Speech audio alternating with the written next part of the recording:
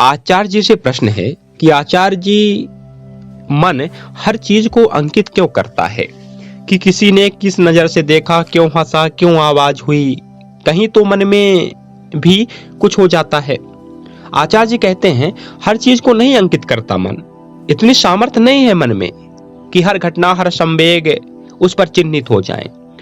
मन अहम का गुलाम होता है।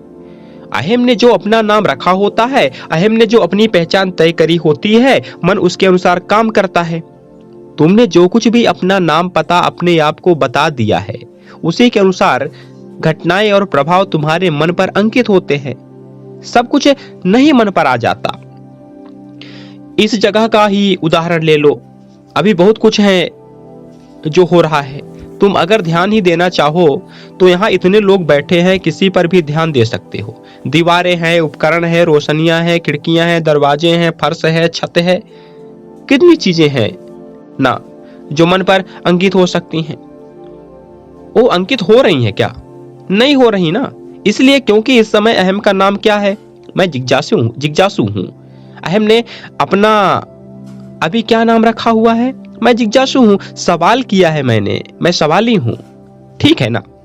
अगर जिज्ञासु हो तुम तो इस समय मन पर क्या अंकित होगा? जवाब। इसलिए मन पर अभी बाकी चीजें जरा भी रंग नहीं छोड़ रही, असर नहीं छोड़ रही। जो तुम्हारा नाम होता है उसके अनुसार मन दुनिया से प्रभाव वगैरह ग्रहण करने लगता है, और मन दुनिया से जो कुछ ले रहा होता है, मन के अनुसार बस दुनिया वैसी ही होती है। इस समय मैं तुमसे पूछूं कि तुम्हारा संसार कैसा है, तो क्या तुम कहोगे कि दो खिड़कियों के बीच में दरवाजा है, या इस समय यहाँ पर इतने लोग मौजूद हैं? मैं इस वक्त पूछूं कि तुम्हारा संसार कैसा है, तो तुम कहोगे मैं जो बातचीत कर रहा हूं वैसा ही है मेरा संसार। मेरे संसार में एक ही चीज है। ये जो भी बातचीत की घटना घट रही है, इसके अलावा कुछ और है ही क्या इस दुनिया में? देख लो, तुम्हारी पहचान ने, तुम्हारे नाम ने तय कर दिया कि तुम्हारी दुनिया कैसी होगी, क्योंकि तुम्हारी पहचान तय कर देती है कि तुम दुनिया से क्या ग्रहण कर रहे हो। जो तुम ले रहे हो दुनिया से, दुनिया बस उतनी ही है जितनी तुम्हें दिखाई दे रही है। दुनिया उससे ज्यादा कुछ है ही नहीं तुम्हारे लिए। तो अलग अलग लोगों के संसार इसलिए अलग अलग होते हैं क्योंकि अलग अलग लोगों ने अपने नाम पते अलग अलग तय कर रखे होते हैं। आ रही है बात समझ में? तुम कुछ और हो जाओ, तुम्हारी दुनिया अलग हो जाएगी। तुम कुछ और हो जाओ, तुम्हें कुछ अलग ही दिखाई देने लगेगा। ठीक उसी जगह खड़े हो जाओगे जहां थोड़ी देर पहले खड़े थे, और तुम पाओगे कि जो कुछ तुम देख रहे हो, सुन रहे हो, वो सर्वथा भिन्न हो गया है, अलग हो गया है। एक चौराहे पर खड़े हो जाओ बेटा बनकर, तुम्हें कुछ दिखाई देगा। उसी चौराहे पर खड़े हो जाओ छात्र बनकर, तुम्हें कुछ और दिखाई देगा। उसी चौराहे पर खड़े हो जाओ लफंगे बनकर, तुम्हें बिल्कुल कुछ और दिखाई देगा।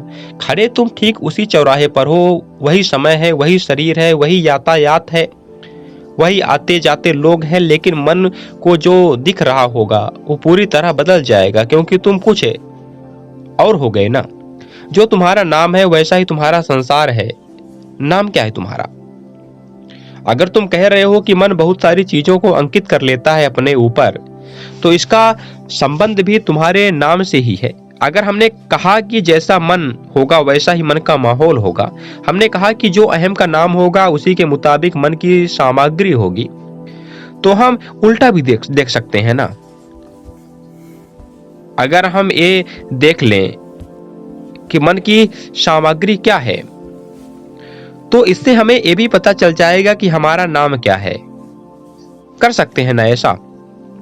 तो अगर तुम कह रहे हो कि तुम्हारे मन में अनाप शनाप सामग्री सेंध लगाती रहती हैं, जैसा कि तुमने कहा कि कोई भी चीज होती है मन पर छाप छोड़ जाती है, तो अगर तुम्हारे मन में अनाप शनाप सामग्री सेंध लगाती रहती हैं, तो तुम्हारा नाम क्या हुआ? अनाप शनाप। क्योंकि तुम्हारे नाम के अनुसार ही काम हो रहा है। क्या नाम हुआ तुम्हारा? अनाप शनाप। तुम्हारा नाम हुआ मैं वो हूं जिसकी बड़ी रुचि है व्यर्थ की चीजें इकट्ठा करने में। कबाड़ियों के ठेले में तुम्हें क्या चीजें दिखाई देती हैं? कबाड़। तो मन अगर कबाड़ के ठेले जैसा पड़ा हुआ है तो तुम अपना नाम भी खुद ही जान लो। और वो नाम याद रखना, वो नाम तुमने खुद को दिया है, किसी और ने तुम्हें नहीं दिया है वो नाम। बिल्कुल, ये तुम्हारी स्वतंत्रता की बात होती है कि तुम अपना क्या नाम रखना चाहते हो। अभी हमने कहा ना, एक चौराहे पर तुम खड़े हो सकते हो, बेटा बनकर, दोस्त बनकर भी, छात्र बनकर भी और आशिक बनकर भी। बिल्कुल, जो तुम्हें दृश्य दिखाई दे रहा होगा, जो बातें सुनाई दे रही होंगी, वो अलग अलग हो जाएंगी। तुम्हारे हाथ में है कि तुम क्या बनकर दुनिया में खड़े रहना चाहते हो। तुम जो बनकर दुनिया में खड़े होना चाहते हो, तुम्हारी दुनिया तुम्हारे लिए वैसे ही खड़ी हो जाएगी।